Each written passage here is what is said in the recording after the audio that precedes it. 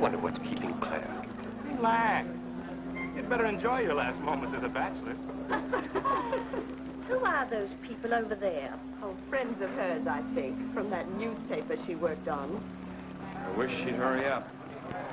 I'd like to get the gang back to the newspaper. Well, that's Claire for you. Even late at her own wedding. You know, I really hate the lizard. What do you mean? Well, I speak now as her editor, not as a disappointed suitor. Claire'd never make a newspaper woman, and you know it. Oh, I don't know. She dug up more hot social stuff than anyone the Tribune had had before. That takes talent. Personality, Hank, my boy, not talent. All right, so I appreciated her personality. You appreciated it. I was the one that brought her to your attention when she was only an $18 a week steno from a hick town. Remember? Very touching, Al. You can put that in your memoirs. She's marrying Hanneman now. Listen to the frustrated lovers. You know, if either of you guys had made furnaces instead of small talk, you might be in Hanneman's shoes now. Have one of mine.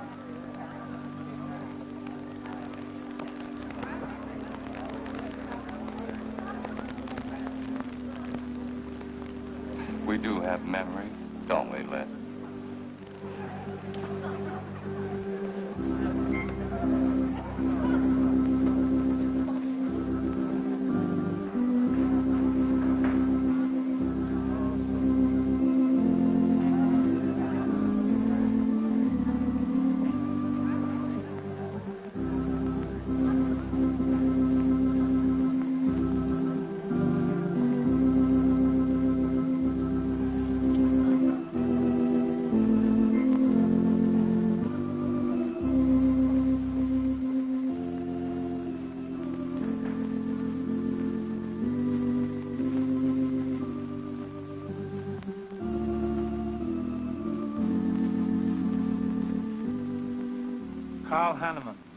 Wilt thou have this woman to be thy wedded wife, to live together according to God's ordinance in the holy estate of matrimony? I will. Claire Cummings, wilt thou have this man to be thy wedded husband, to live together according to God's ordinance in the holy estate of matrimony? I will. I now pronounce you man and wife. You may kiss the bride.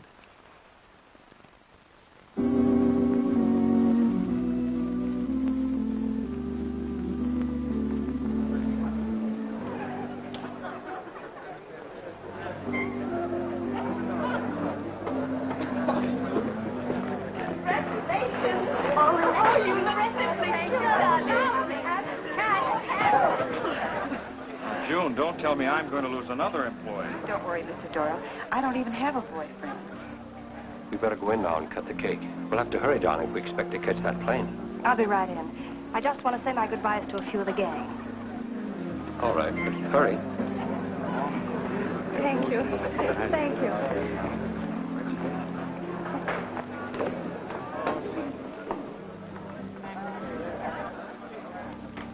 Guess who? Why did you come out here? Because I love you.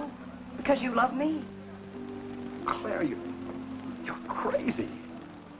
Don't you know what those words meant in there? Let no man put asunder. No one can put us asunder, Les, you and me. Oh, I never could figure you out. Except that, well, you make everything add up to spell Claire, don't you? Now, darling. You're even getting a sadistic kick out of having me at your wedding, me and the others. But there are no others. Only you. I'll think about you on my honeymoon. I'll write you. Miss me, Les. I know you're going to be very happy. I beg your pardon. Thank you. I'm ready with my cameras, Mr. Hanneman. I've been looking for Mrs. Hanneman. You haven't seen her, have you? I believe you'll find her on the terrace.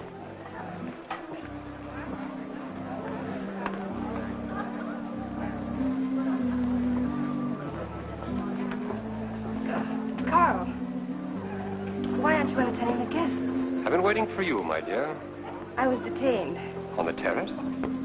Don't you think you were being a little affectionate for a newly married woman? Darling, you're a great big old suspicious bear. That was only Les Burns. And? It was nothing. Just a friendly goodbye kiss.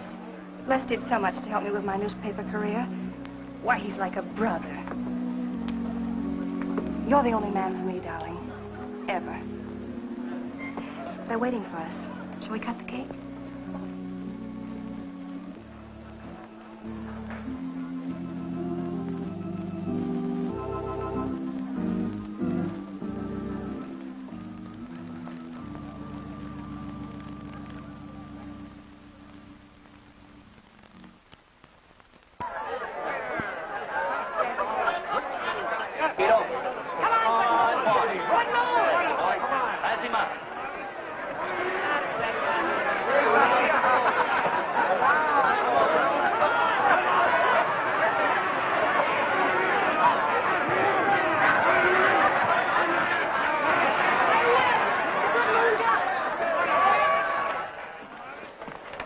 How much did you pay? $10.80. $10.80 for two. That's not bad. I win $540. Claire, you mean to say you bet $100 on that horse to win? Of course. In these places, you have to spend money to make money.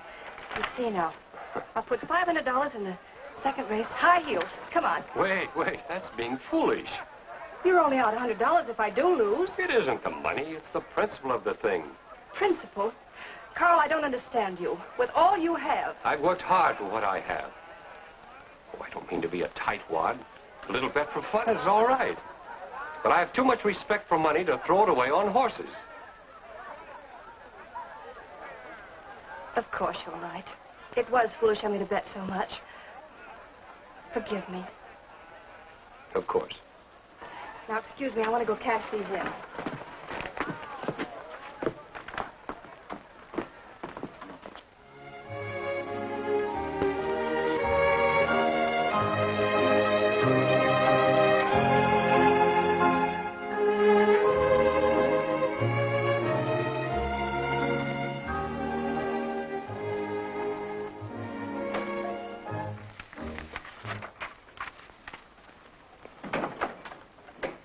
Hello, darling.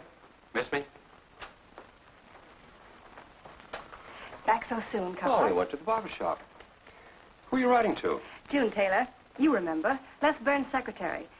She was at our wedding. Do you want to read some of the awful things I said about you?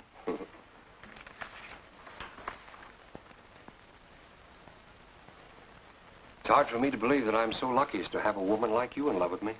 It's true, darling. Every word of it. I'm sorry, Claire.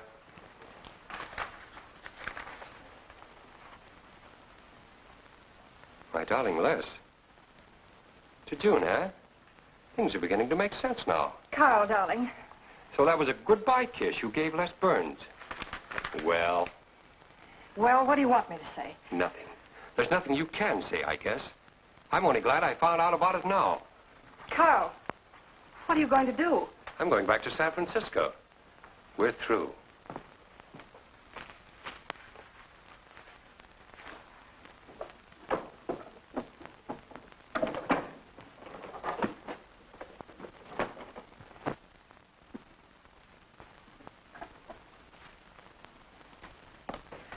But what am I going to do, Carl? I don't care what you do.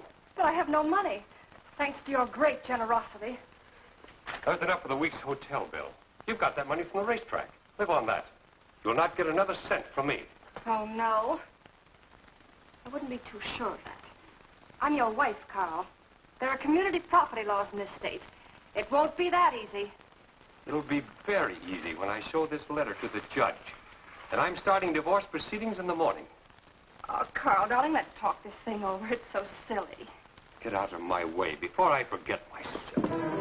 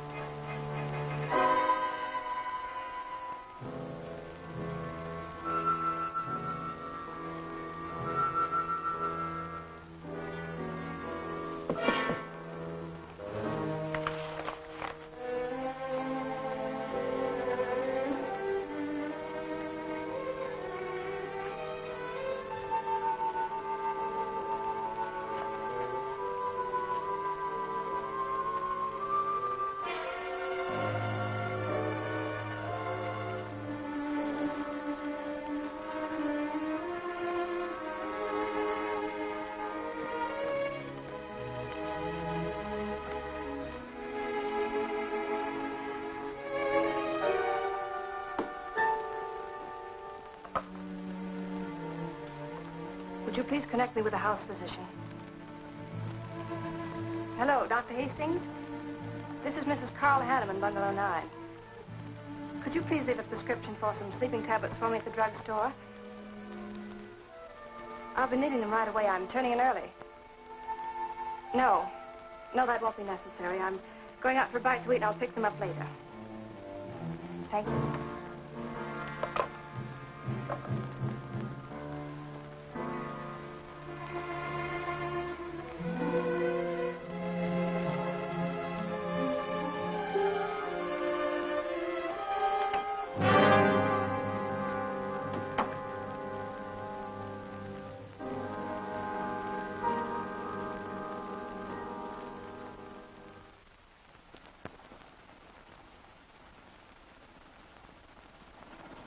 I want a new set of plugs in 42. Okay, Blackie.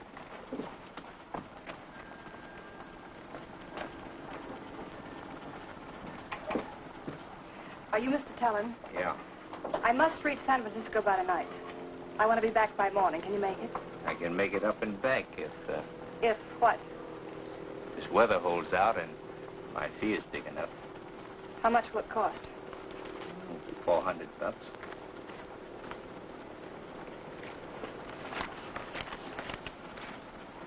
Why, 5? I said 4. I know you said 4. I never made this trip. You never saw me. Understand? Sure.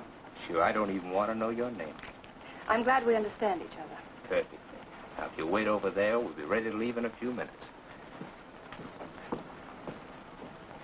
Hey, Jack, roll out 41 and let's warm it up. Right.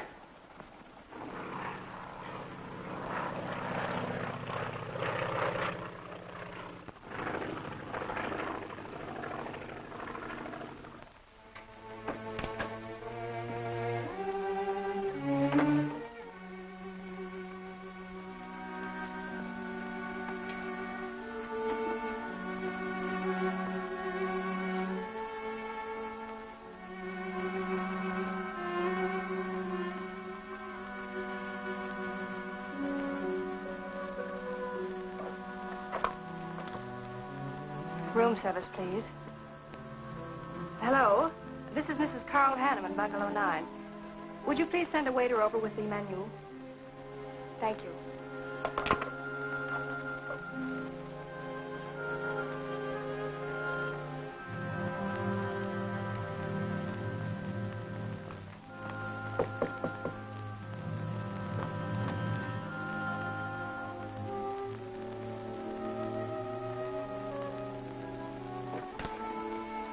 Good morning, Mrs. Hanneman. Good morning, Victor.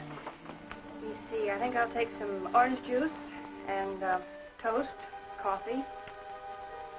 That'll be all.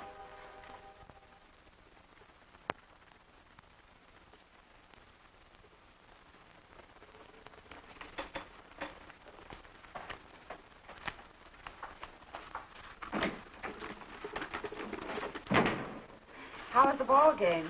That was no ball game. It was a track meet. 12-0. This all the mail today? Yes. By the way, I meant to ask you sooner, but I'm going to have a little dinner party tonight for a couple I know. You're invited if you're not doing anything. Well, sure. What's the occasion? They're going to be married soon. They're awfully nice kids. Married. And the trouble will really start.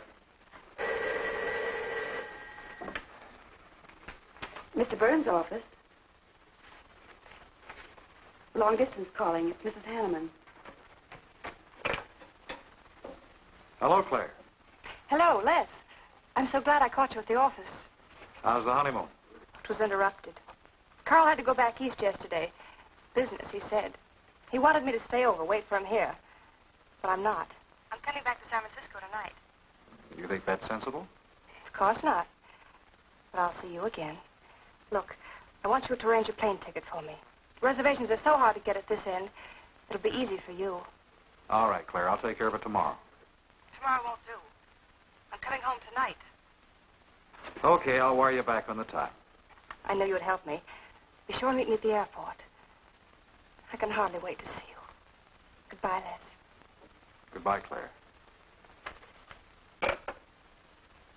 June, get a hold of Hack Doyle. Have him get me a reservation on the 8 o'clock plane out of Los Angeles tonight. It's for Mrs. Hanneman.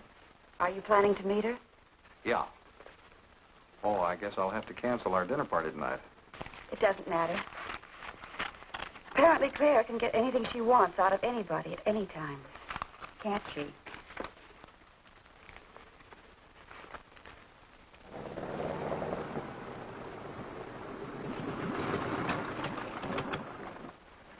I never thought I'd be back with you so soon, darling. It's wonderful. It's crazy. Then why did you meet me? I don't know. I do. Because you still love me, don't you, Les? I'll get over it. I hope Carl stays in New York for a long, long time. That seems a bit odd. He didn't arrange his business affairs so they wouldn't interfere with his honeymoon. Yes, I thought so, too. You certain you and Hanneman didn't have some trouble? What kind of trouble could we possibly have had? Quarrel of some kind? Perhaps over us? Now, wouldn't that be ridiculous? Giving him some reason to doubt me just so soon after we're married? What do you think you're doing now? You don't feel sorry for Carl, do you? No. No, I don't. But I should. Look, let's forget all about him. For a few days, anyway. Take me home, I'll change, and you can take me out to supper. Claire, I'd rather not go to the house. But I must freshen up, darling. I really must. You want me to be beautiful, don't you? Just for you? You are beautiful. See? There's nobody home.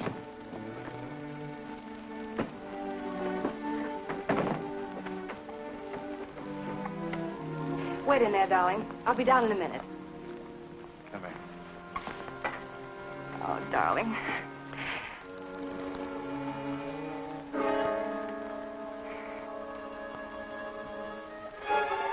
Les, what is it? Stay here.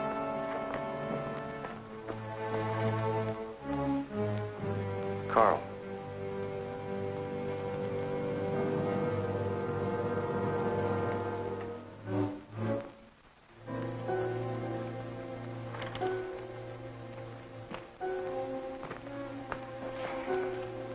Suicide. But why? Oh, poor Carl. Claire, I thought you said he'd gone to New York. That's what he told me. I don't understand it. Why should he do such a terrible thing? You probably know as much about that as anyone. It's going to be one of the first things the police ask you. You can't stay here, darling. I'll take you over to Hack Doyle's. Where's your telephone?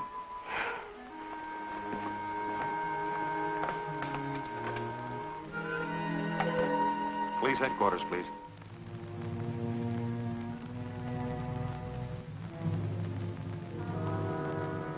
I thought of you and Hack right away, Mamie, and brought her over here. I hope you can put her up for tonight. Oh, of course. You can stay as long as you like, Claire. Thank you, Mimi. You're very kind. It's just too incredible. If you'd had any earthly reason. We were so happy. So very happy. And now there's... Oh, Hack, Claire's going to stay with us for a few days. Good. Plenty of room. The police are over there now. Murdoch said he'd stop by here later. You sure it was suicide? Fairly sure. The man in Hanneman's position, a beautiful wife and all that money? I don't get it. I don't either.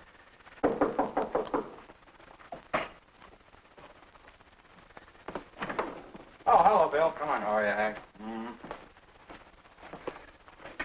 Hello, Claire. Hello, Bill. Sorry this had to happen to you. Sit down, Captain. How about a cup of coffee? Thanks, Miss Doyle. I won't annoy you for long, Claire. Just a few questions. Routine. You know how it is. Of course. Les gave me most of the details over the phone. Your husband, by the way, has been dead for nearly 24 hours. How did it happen that Burns met you at the airport? He didn't happen to. I phoned him from Los Angeles. How come? Well, I was arriving late and alone. I knew Les would pick me up. Do you have any theory as to why your husband came to San Francisco after telling you he was going to New York? No. I didn't know anything about the business. The gun, of course, was Hanneman's. We checked the serial number. Funny there are no powder burns on the coat. Bill, a suicide doesn't always press a gun against his body. In that case...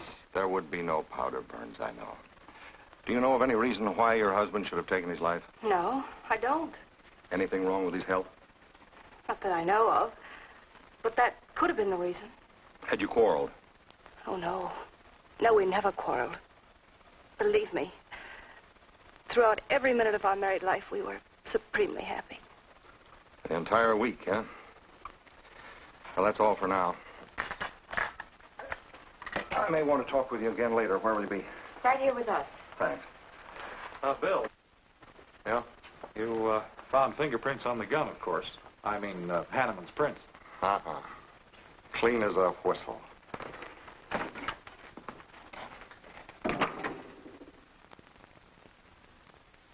Doesn't Mr. Burns has the position you and Mrs. Hanneman found her husband? That's right.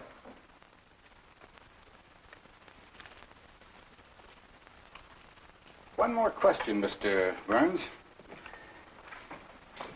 Your testimony at the coroner's inquest said you touched nothing. That's true. Then how did you know the man was dead without feeling his pulse or heart?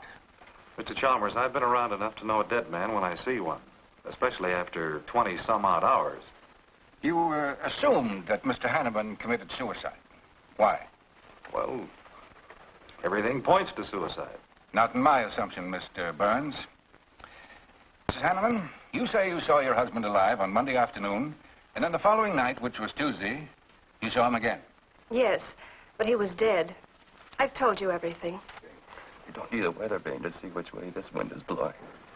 Was it customary for the servants to take a vacation whenever Mr. Hanneman left on a trip and leave the house empty? Well, I don't really know. I didn't give orders to the servants. Carl, Mr. Hanneman ran the house. I hadn't moved in yet. I see that you also assumed that this was a suicide. Naturally, it couldn't have been anything else. That's what Mr. Burns said. According to the police scientific detection laboratory, the pistol found near the body was the one used in the death of your husband. But they found no powder burns on the clothes of Mr. Hanneman, nor fingerprints of any description on the gun. Furthermore, it was brought out that Mr. Hanneman couldn't have fired the gun because in making certain tests of his hand for traces of powder marks, none was found. Just what are you driving at? Simply this. Carl Hanneman was murdered. But unfortunately, I haven't enough evidence to hold either of you.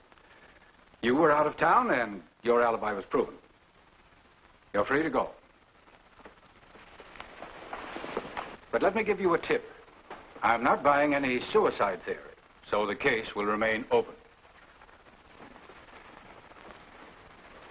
See you later, Ed. So long, Hack.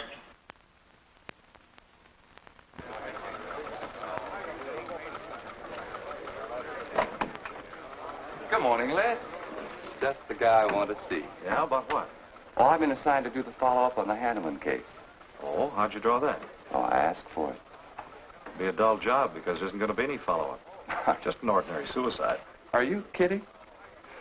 I never smelled an odor of fish so strong in my life. No fingerprints on the gun, and you call it suicide. So what? What makes you so sure? Can you give me a good reason for Hanneman killing himself? No, I can't. Perhaps he thought he had a good reason. And perhaps he didn't.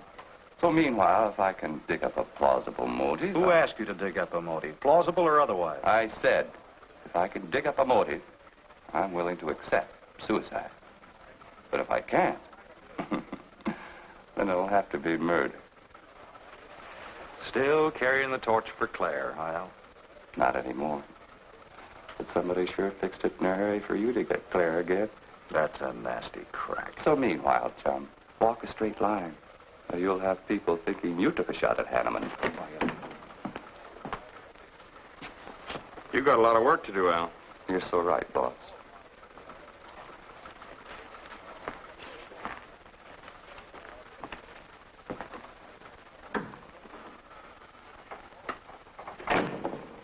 Sorry, Hack.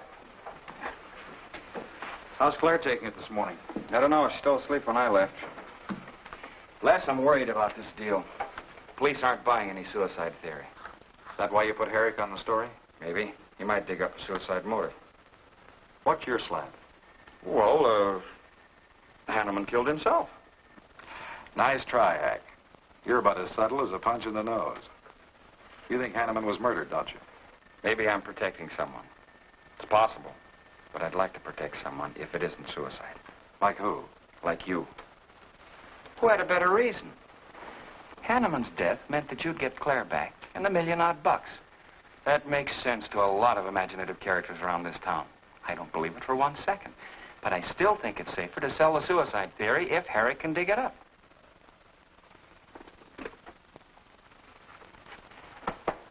Thanks, Hack. But I didn't do it. Yeah. Send him in. Well, they're on the job. Hello, Batson. What's on your mind? The DA would like to see you gents in the morning. Says it's important. About 10 o'clock. What's he want us for? Don't you know? Mrs. Hanneman's already got our invitation. See you tomorrow.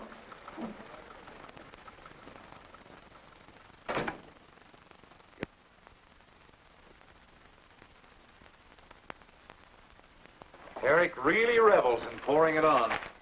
Well, it's news. Nobody's been hurt. Yet. By person or persons unknown. Could have been worse. The DA certainly tried hard to tag it on somebody. Tell me, Hack, do you think that, well, that Claire could have shot her husband in some way? No. She was in Los Angeles the night he was killed. DA couldn't shake that, and... Good morning, everybody. I hope I'm interrupting something important. Hello, darling. You look tired.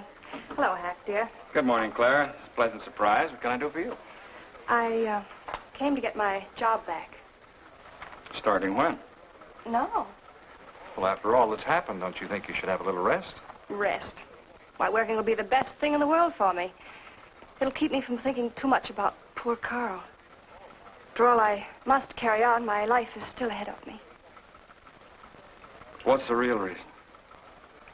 Well, I do need a little cash.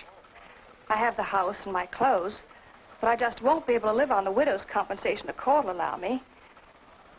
You wouldn't want me to have to sell my clothes in order to eat, would you? Oh, no.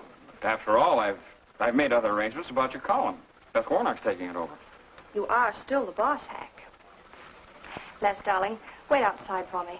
I'll be out as soon as I've had a heart-to-heart talk with Hack. I know. You might as well say yes, Hack. I've had these heart-to-heart talks.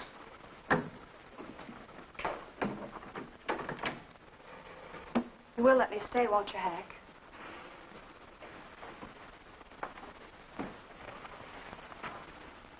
Yes, but I was hoping you wouldn't ask it. You are a darling. Listen, Claire, you stick to the job and no playing around. There's enough trouble here now without you adding to it. I don't know why you talk like that. I'm serious about it, Hack. I'll work hard. For your sake, I hope you do. You are a dear. See you later.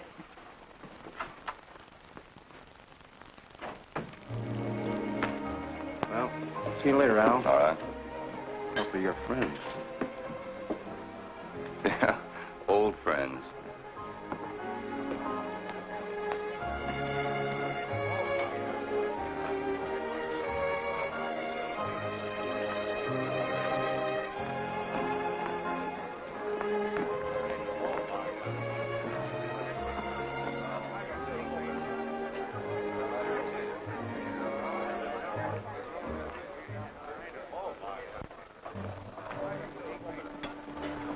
Two martinis, please.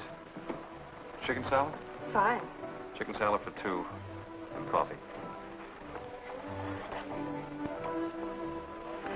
Les, do you know a good lawyer? Yeah, why? Well, I need one to handle Carl's estate. What's the matter with Hanneman's regular lawyer? Ah, he's an old fuddy-duddy. I want someone whom I can trust to take care of my interests. Well, you might try Lawrence Carson. He specializes in probate work. Carson? Good. I'll call him tomorrow.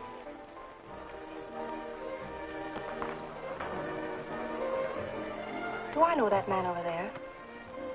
You should. It's Stanley Mason. Our paper's backing him for Congress. Of course. Why, the pictures on his campaign posters don't do him justice. You know, I never could figure that guy. Every time I see him, he's with a different girl. So? Oh, we'll have 4 Manhattans. Make them half French and half Italian vermouth. We'll order later. I'll look after them personally, Mr. Mason. Thank you. Stanley, Isn't that Hanneman woman over there? Yeah, she's very attractive, isn't she? Well, if she likes the type. Why wouldn't he be a good man to handle the estate? No. He's too tied up with his election campaign. What are his chances, Les? I'm going to Washington. Pretty good. Why? That makes him important. I've got to have someone with influence. He looks like the kind of a man who could get things done quickly. Capable enough, I suppose. Probably make a good representative. Personally, I just don't go for him. I want you to introduce me to him. You can do better. Oh, darling, don't be stubborn. I want to meet him. When you want something, you want it right now, don't you? You know what I really want, Les. I know. A fine old name like Hanneman, carload of dollars, social position, the tops. You're forgetting the most important thing. Am I? You see, that's just the frame. You're the picture in that frame. What's that about a frame? Sergeant Benson, won't you join us? No, but Burns here can join me. Been looking all over for you. The captain wants to have a little chat. Now. What is this, a pinch? No, just an interview. It won't take long. It's too bad you couldn't have found me at 10 o'clock this morning. I was in a dentist's chair. I'm sorry, Claire. It's all right, darling. I'll wait for you here.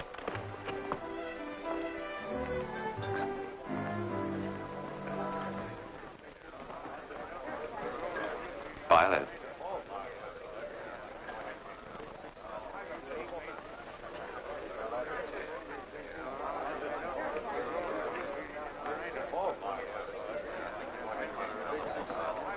Hello, Al. Don't tell me they finally grabbed Les for murder. Wouldn't you like to hear me say yes? Yes. Well, don't stop the presses. Yet. You're the most composed dame I ever saw. I don't believe you give a hoot whether this case ever gets solved. Oh, but of course I do. Really. Say, Al, how well do you know Stanley Mason?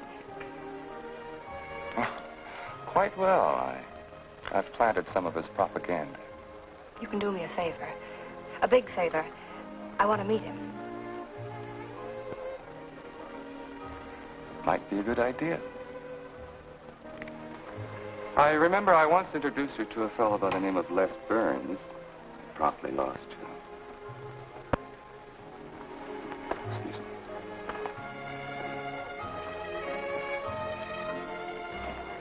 Stan, how are you? Well, hello, Al. Say, I have a young lady over here I'd like to meet you. Just take a minute. Well, all right. Excuse me? Excuse me. Claire, this is Stanley Mason. Mrs. Hanneman. I'm so glad to meet you, Mr. Mason. How do you do, Mrs. Hanneman? Won't you sit down? Sorry, I can stay but a minute. I know you think me rather forward, but being an attorney, you can understand my predicament. I'm desperately in need of someone to administer my late husband's affairs. I thought perhaps you could help me. Well, I hadn't intended on taking on any more work this summer. My campaign requires so much attention. However, supposing you come to my office at, say, 4 o'clock, we can at least talk it over. Oh, thank you. I would appreciate it. Here's the address. So, until then... Oh, excuse me. Sorry. Thank you, Al. Don't mention it.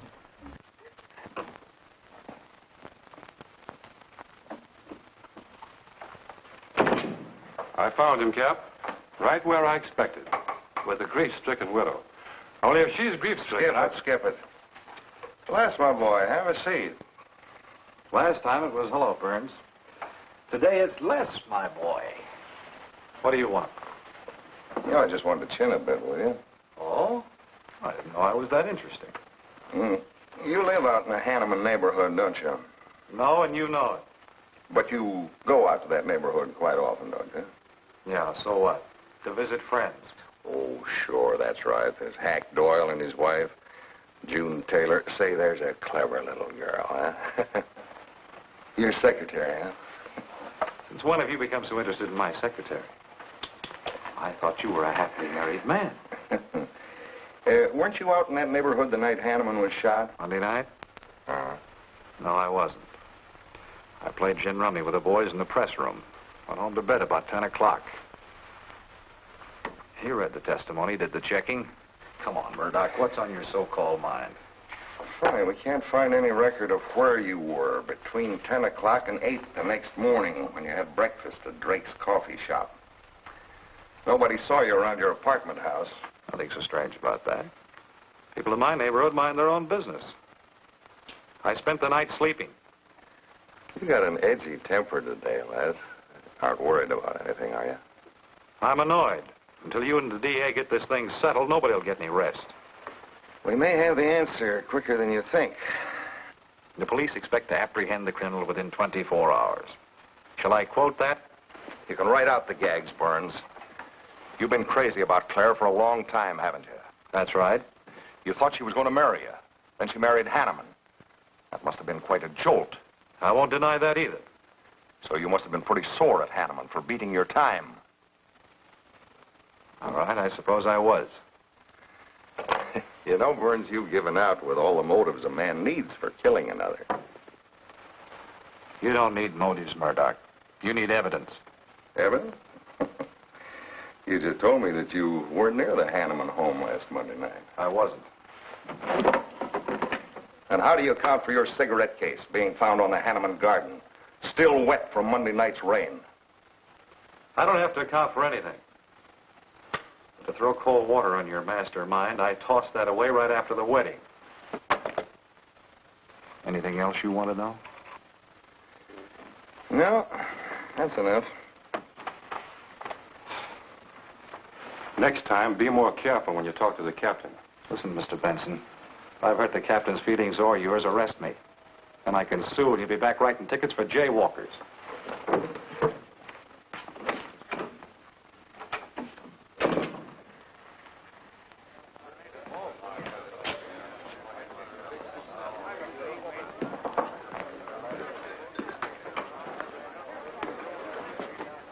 You rent that stool by the month? Well, Lefty. Where's Claire? Oh, Claire isn't here. She had an appointment. Did she go back to the paper? Uh-uh. No, about this time, she should be walking into the inner sanctum of that courageous and fearless champion of the people's rights. That distinguished candidate for the Congress of these United States. Mr. Stanley Mason. You sound like you're on Stanley's payroll. Mm-hmm.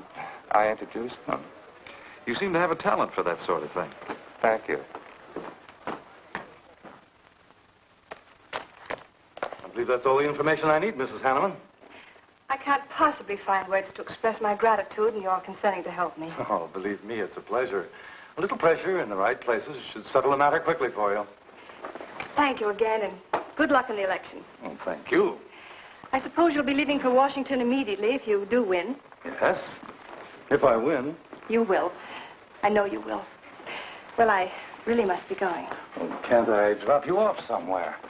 I'm sorry. Not this evening. Mr. Burns is taking me home. He's the gentleman you saw me with today. I'll call you tomorrow. Perhaps we can have dinner and talk some more about your problems. Splendid. Goodbye.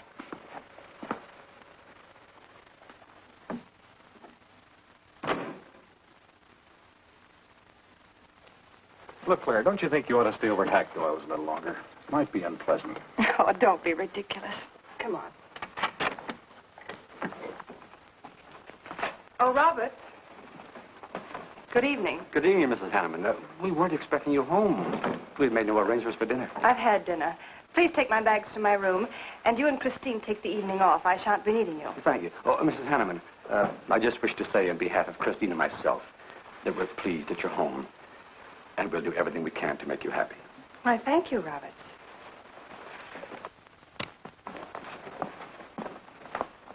Well, come in, darling. You aren't afraid of Carl's ghost, are you?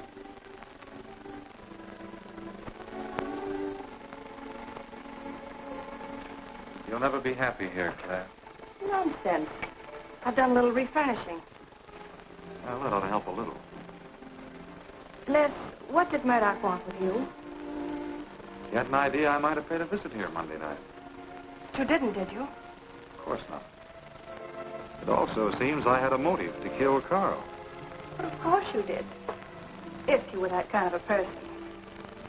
Murdoch's only fishing. Well, he knows I've been in love with you for a long time. I told him. You told him? Why not? It's true. You want them to keep working on you, so they'll stay away from me. That's it, isn't it? Yeah, that's it. I said I'd stand by. And you have. And I love you the more for it. You know I do love you, don't you, darling? I think you do, Claire. In a peculiar, mixed-up sort of way. I never should have married Carl. I didn't really love him, but he offered so much. Things I never had. But that's all over now. No, it's not over. It won't be until they find his murder. They will. And there'll be nothing to keep us apart again. Ever. Claire, if I could only sell myself on that. You've got to, Les. You've got to.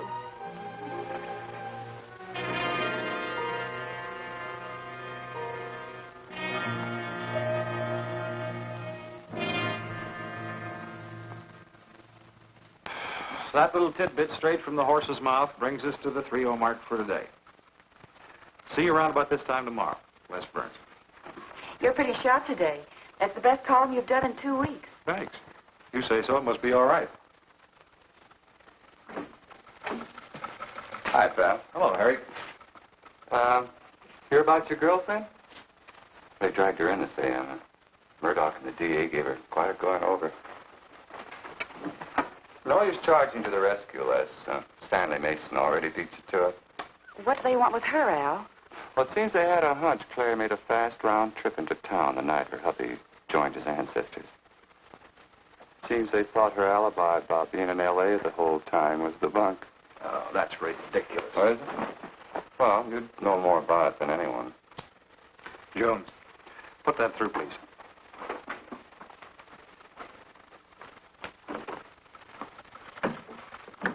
Okay, Al. You're so much smarter than Murdoch. Spill it. Oh, I'm not saying I'm smarter. But I do know Claire better than he does. And I know you. Meaning what?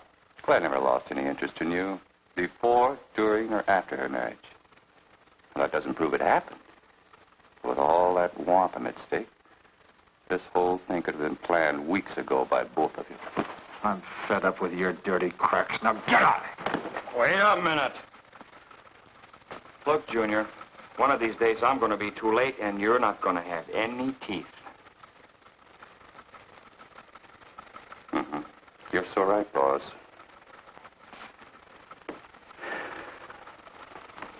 What's wrong, Les? Nothing. Forget it. That's the way you want it? If anybody wants me, I've gone for the day. Have one for me, too.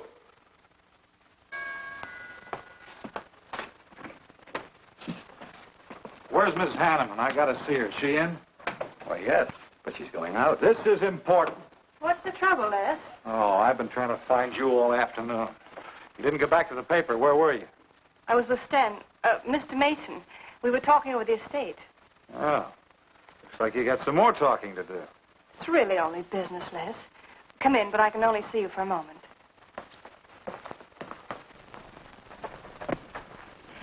You've taken on quite a package tonight, haven't you, Les? No, I've had a few drinks. Sitting over at Bernhard's. Been thinking things. Crazy things. About me? Yes, you.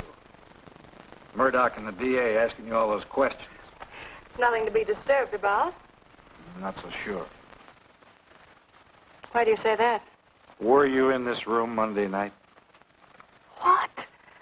Why, you know I wasn't. I don't know anything. But I wouldn't lie to you. Have I ever, Les? Claire, there's only two people who could have profited by Hanneman's death. I'm one of them. You're the other. Why, how dare you come in here accusing me? You only married Hanneman for this. You've admitted it a dozen times. But I didn't kill him. How can you even think it? I didn't kill him. I didn't say you did.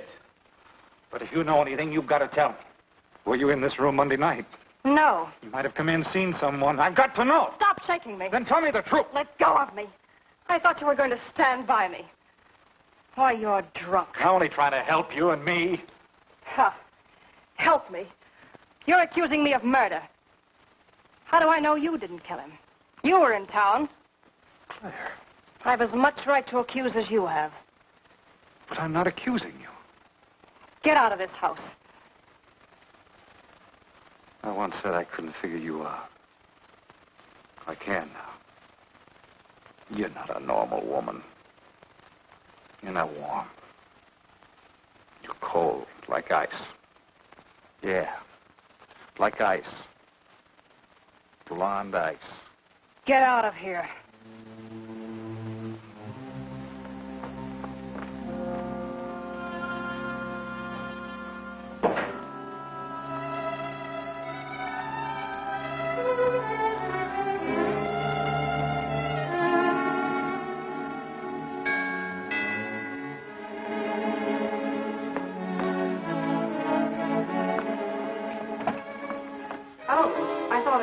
Hello, Mrs. Hanneman.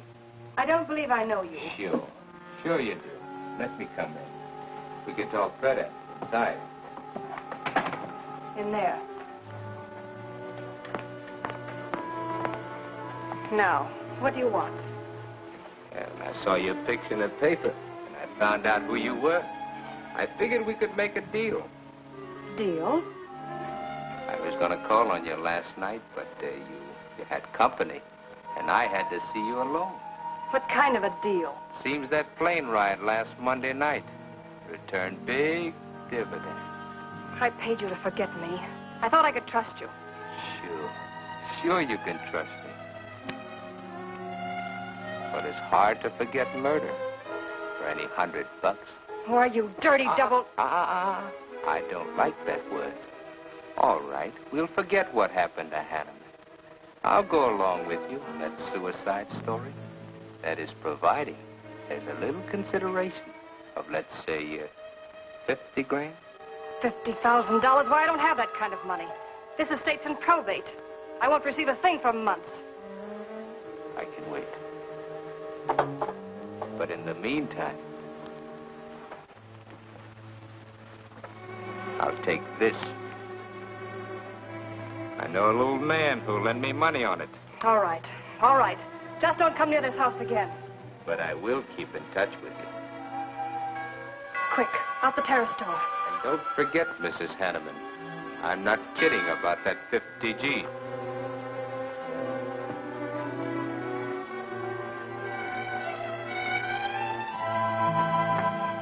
I'll get it, Roberts. Yes, ma'am. Stanley, darling. Thank you. Well, he isn't at Bernhard's either. Oh, I hope nothing's happened to him. He'll turn up when he runs down or runs out of dough for drinks. Say, you write his column all by yourself? Somebody had to do it. I hope it's fit to print. It's good. Nice of you to cover for him, too. Do you really think he's all right? Sure. I'll find him later. Don't worry about Les. He's probably getting more poison out of his system than he is into it. I hope.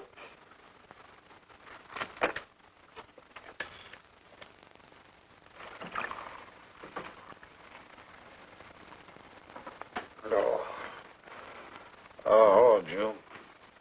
Oh. See if you can give me another head, will you? This one's not going to do me much good. You certainly had a little trip for yourself. I guess so. What day is it? Tuesday. Holy mackerel. What happened to Sunday and Monday? I took care of them for you. Oh, you would. Who found me, Hack Doyle? No. Claire. Claire? Mm-hmm. You were trying to convince the doorman at the top of the mark to let you out on the roof. It was the only way to the moon. Oh, brother. The moon? Looks like I wanted more than a little trip. Here, drink this. It'll make you feel better. Guess I've been the horrible example, huh? You no doubt thought you had a big reason for getting tight. I had to get away from something. Something wasn't good for me.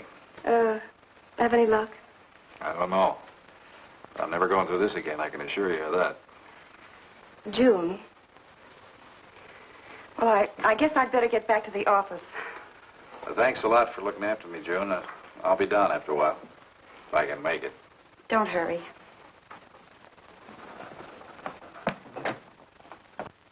Claire, I wonder which hangover you'll recover from first.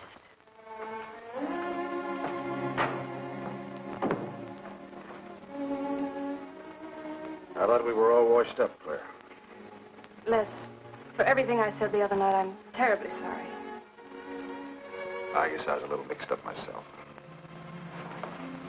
Forgive me, darling. I must have been out of my mind to say such awful things to you. I realized the truth later. You were afraid for me because you loved me. That was it, wasn't it? No, maybe it was. I just couldn't believe that. Look, let's forget all about it. We know there's nothing to worry about. There never was. We know that, don't we, Les? Sure, Claire. Sure. Oh. Here's to our new congressman. May your career be long and successful. Thank you, darling. Jeff, but aren't you both a bit early? I only wish I could be as sure of my future in psychiatry as you can be of your future in Washington. Doctor, you were analyzing me at dinner, the workings of my mind. Do go on. It's very interesting. I've never been psychoanalyzed before, and your deductions amaze me. Claire, I warn you, if Jeff continues, he'll have you convinced you're batty. Simply because your father ran away with another woman and your mother was relegated to hard work. Stanley doesn't quite believe in the powers of psychoanalysis, Mrs. Hanneman.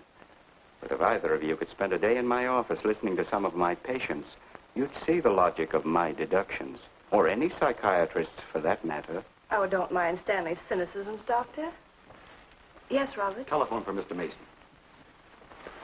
Excuse me. Certainly. I was telling you at dinner that I believed that money, clothes, adulation, etc. was a necessity with you. That some people are impelled towards an objective without even consciously knowing why. Is there something criminal in my being ambitious? Why, no. Criminal? Of course not. Unless your ambitions take a perverse form, then you'll stop at nothing, right or wrong, to get what you want. They say the female of the species is deadlier than the male. Go on, Doctor. Sorry to interrupt, darling. It was my campaign manager. He arranged a last-minute radio interview for tonight. I'll have to leave. You can drop me off downtown, Stanley. I'll get my coat. All right.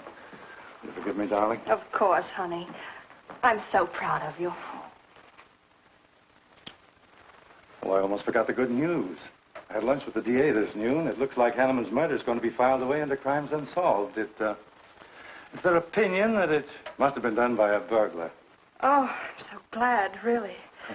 Now I'll be able to go with you to Washington with a clear conscience. Say, you haven't told any of your friends about our plans, have you? Oh, no, of course not. Good. We'll surprise them tomorrow night. Yes, we certainly will. Ready? Yes, thank you.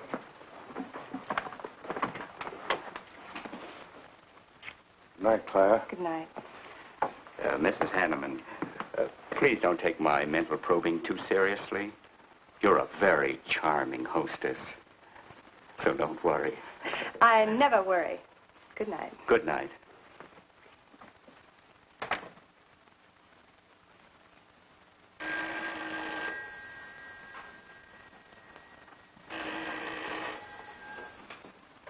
Hello? Yes, this is Mrs. Hanneman. That's all right, Roberts. I'll take it. Hello? Who? How dare you call me here? I had to. I'm in a jam. I need some dough, and you've got to help me. The estate isn't settled yet. I told you I don't have any money. Don't give me that. You're a smart girl, and if you haven't got it, you know where you can find it.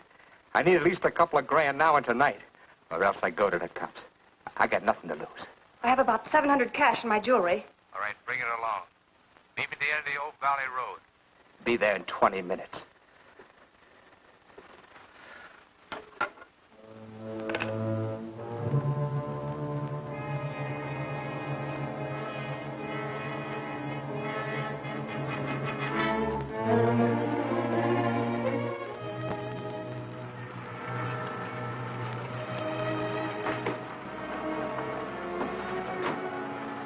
Did anybody follow you? No, Then stop being nervous. I'm not nervous. You are. All right, give me this stuff and let's see if I can use it. These look all right. I got into the bookies for a couple of grand. They're bad little men. And I've been stalling. Tonight they told me, pay off or else. They wouldn't kill you for $2,000. They'd kill for a lot less. That's why I had to put the bite on you. Thanks, Mrs. Hanneman. I wouldn't double-cross anybody. Not unless I had to. I wouldn't double-cross anybody either, Blackie. Unless I had to.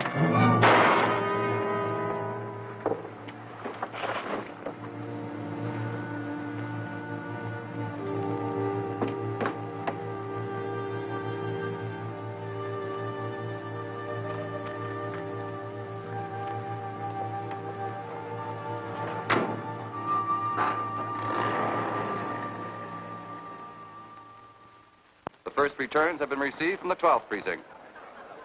Mason, 311, Jeffers, 282, and Allen, 91. That just about cinches it.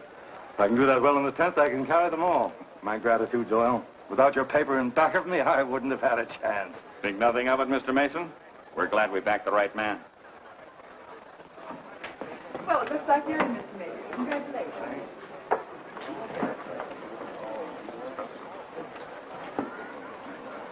Seen Les and Claire yet tonight? No, I guess she's waiting to make her grand entrance. That's about 100 times you've asked for them, huh? What gives? Nothing?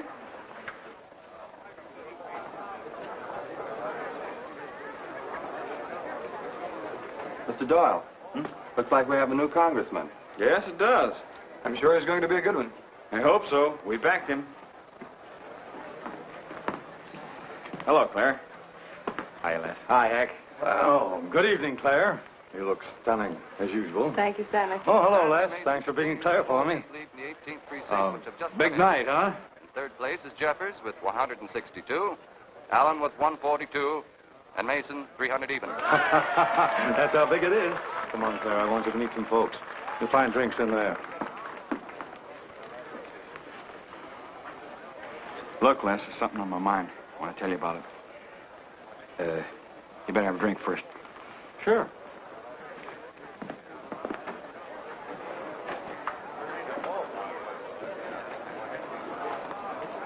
Hi, folks. How's the brawl? Well, at least the liquor's good. Well, Junie, aren't you a pretty thing tonight? Well, it's about time you noticed me. The trouble with you men is you always have ink in your eyes down at the office. Have a fresh one? No, thank you. This will do. Les. I'll talk to you for a minute. Excuse us. What gives? Did you come with Claire tonight? No, I came with my Aunt Martha from Penobscot. No, I'm serious. You saw her come in with me. You better get her out of your system, but right now. What are you talking about? Things are fine with us now. She couldn't be sweeter. You should have seen her earlier, helping me get things ready for that little party up at my place tonight. How about a speech, Mr. Mason? We haven't had one. Come on, Stanley. Yeah, give us a speech. That's all I need. Now, wait a minute. Speech? All right. If you want a speech, you shall have it. Ladies and gentlemen, I want to introduce to you a very lovely young woman, better known to you as Claire Cummings. I am happy to announce that she's bestowed upon me the great honor of consenting to become my wife. This is a dirty, low-down trick, but I'm glad it's happened. Someday I'll tell you why.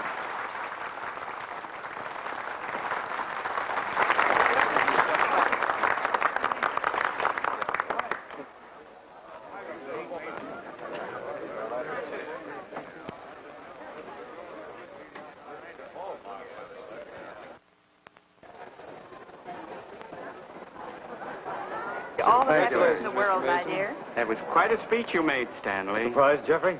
Aren't you going to congratulate us, Doctor? It's customary. Hate to take you away at this moment, Stanley, but there's something I must talk to you about. It's important. But of course, Jeffrey.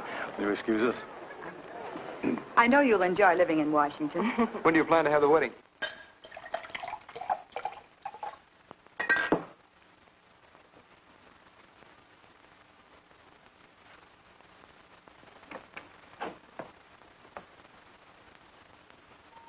Don't look at me like that, darling. And what are you doing here? I wanted to see you alone. Sure, not a husband in sight. Dead or alive. I didn't have a chance to explain. No one can put us asunder, Les. You and me. It was more effective last time with wedding music, remember? Oh, you're cruel. I didn't mean to hurt you, and you are hurt, aren't you? That's how much you bother me now. Not a quiver. What about your heart? Claire Cummings, Hanneman, Mason. If this keeps up, you won't be able to get your initials on your silverware. I can't help it, Les. I do love you, but you could never give me the things I must have. Money, importance. With me, they're a necessity. Oh, stop it, Claire. You're like a poison. Take a little bit and you're finished. But too much becomes an antidote. All right, darling. But if we've really come to the end...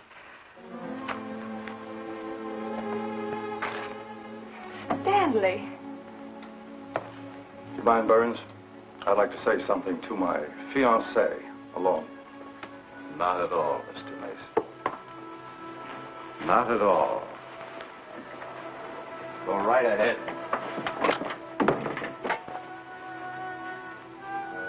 The congratulations are hardly over before I find you in the arms of your old sweetheart. That was a stupid remark. I had to say something to him, didn't I? So you didn't tell him earlier. You said you were going to? Well, I couldn't find the words. Is that why you're angry? Oh, darling, let's not quarrel. We can do that after we're married. There isn't going to be any marriage. What are you saying? I'm afraid we've made a mistake. You can't mean that. What'll my friends think? I couldn't stand the humiliation. Oh, you'll get over it quickly enough, as quickly as you did your other marriage. Why are you talking this way? What did that phony doctor tell you? That's not important. We've made a mistake. Now let's forget it, shall we? But you can't throw me over. I've looked forward. I've planned. You're taking me to Washington with you. Away from these people, these memories. I've got to go with you, Stanley. No, I'm sorry. It's final. You ought to see a doctor, Claire. A doctor like Jeff. I looked for you at the party after he talked to me. I merely wanted to ask you something. Doyle told me where I'd find you, but I didn't believe him either. But finding you here proves many things. You're not well, Claire. All right. I didn't mean to crack up. At least we could have a farewell drink together. No hard feelings, really. Why don't you fix some for us? I must say you're being regular about it.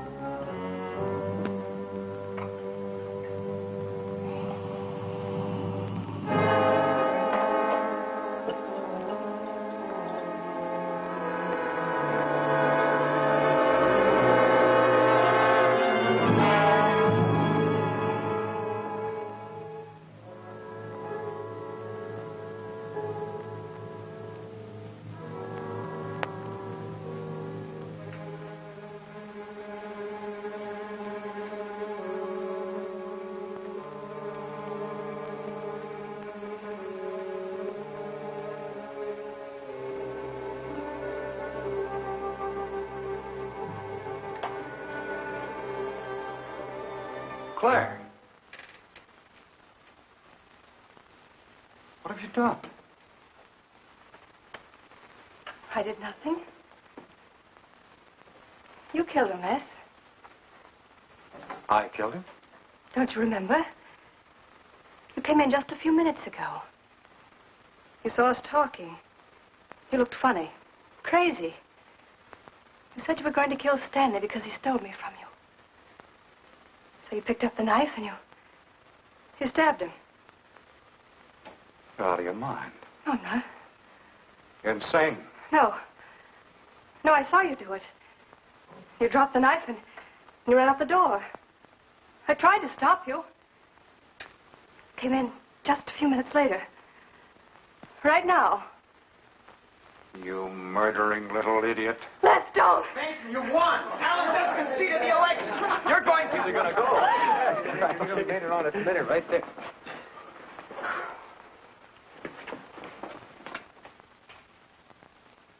So you see, Doctor, the evidence is really stacked against Les Burns. I and the others feel that he's absolutely innocent. Now, I asked you down here to see if there wasn't something you could do to help us prove Les is innocent and Claire's guilt. Because just as sure as my name is Hack Doyle, she's framed him. I agree with you 100%. I am positive that Mrs. Hanneman killed Stanley. But because of her testimony and finding the knife in Les's hand when you arrived at the scene, the police could come to only one conclusion. Surely there's something you can do to help him. He's innocent. I know he is. Look, you were once connected with a big city police department. Then you must have run across cases of this sort. I know now that Claire Cummings is a nut if I ever saw one. Yes, you're right, Mr. Herrick. I'll at least have a try at it. I'm just as interested in finding Stanley's murderer as you are in proving Mr. Burns' innocence. Now, I have a plan that might break her down.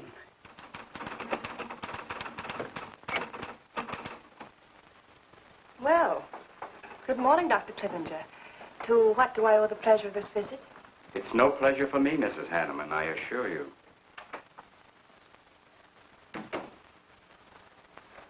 I just came to ask one question.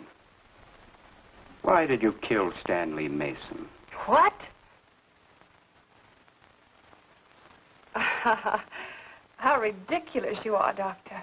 Am I? You see, I had a talk with Stanley last night concerning your betrothal and advised him against it. It's safe to assume that when he came to tell you there wouldn't be any marriage, you killed him in a fit of anger and then concocted a story to implicate Mr. Burns. It's the most absurd accusation I ever heard. You seem to forget that Les Burns' fingerprints were found on the knife and that he was seen standing with it in his hand. The police have all the facts, Doctor. Not all of them. All they need to convict Les Burns. Do you mind if I finish my column? No. Why, no.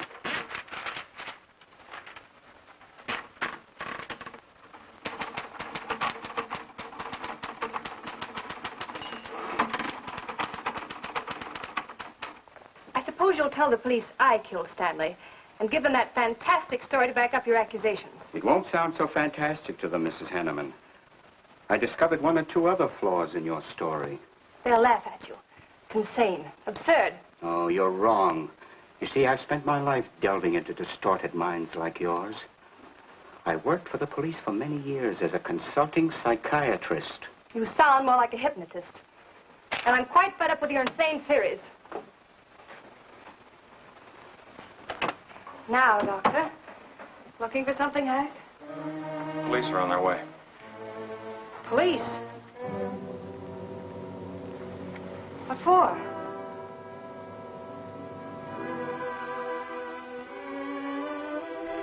Oh. I see the three of you dreamed this one up. Well, as long as you're going to have me arrested, you might as well read my last column. Go ahead, read it, Hack. Read it out loud. I killed Stanley Mason. I killed Carl Hanneman. I killed Blackie Talon. You didn't know about Blackie, did you? You hid that story on page 5. Unsolved robbery and slaying. I killed Stanley Mason because he no longer wanted to marry me. Stanley Mason was the top of the ladder for me. The top rung. I had money. And now I was going to have position. He was taking me to Washington with him. I could leave then without making the police suspicious. Clever of me, wasn't it? Why did you frame Les Burns? Why? Because he caught me with blood on my hands. Because at last even he had discarded me. I never loved any of them. You, Al, Hanneman, Mason. But Les, I wanted to hang on to him. He was of no use to me, but I couldn't let him go. Maybe I did love him. Hello. Miss Cummings? No, she's off. I'm glad you confessed, because you never could have gotten away with it much longer. I would have, but to you, Dr. Clippinger. You with your slimy scientific snooping. As soon as you came in, I realized it was you who turned Stanley Mason against me. You sent him to his death just as much as I. Sit down, Claire. Why, but for you, I'd have everything I ever wanted in life. I hated you because you were the first man who ever saw inside my mind. And I'm going to kill you. Let go of my arm!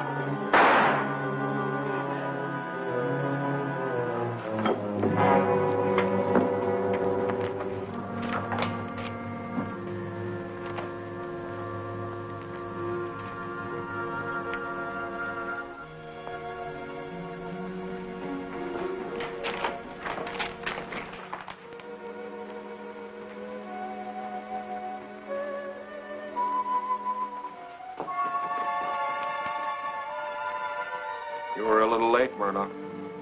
Well, it was probably better this way. I can scarcely believe it. A woman as beautiful as that. You didn't know her very well. None of us really knew her very well.